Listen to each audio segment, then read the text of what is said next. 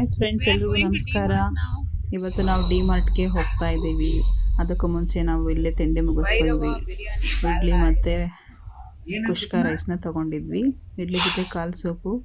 Taste okay ಥರ ಇತ್ತು. ಈಗ ಎಂಟ್ರಿ ಆದ್ವಿ ಡಿ ಮಾರ್ಟಿಗೆ. ನೋಡಿ, ಇದು ಸುಂಕದ ಕಟ್ಟೆ ಹತ್ರ ಇರೋದು.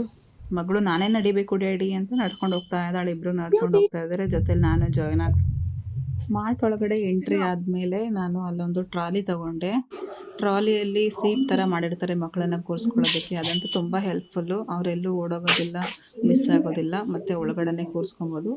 ಆ ಟ್ರಾಲಿಯಲ್ಲಿ ನನ್ನ ಮಗಳನ್ನ ಕೂರಿಸ್ಕೊಂಡು ಅವಳನ್ನ ತಳ್ಕೊಳ್ತಾ ಹೋಗ್ತಾ ನಾವು ಮನೆಗೆ ಏನೇನು ಬೇಕು ಅದೆಲ್ಲ ತೊಗೊಳ್ಳೋಣ ಅಂತ ಹೋದ್ವಿ. ಒಳಗಡೆ ನೋಡಿದ್ರೆ ಜನ ಸಾಗರನೇ ತುಂಬಿತ್ತು.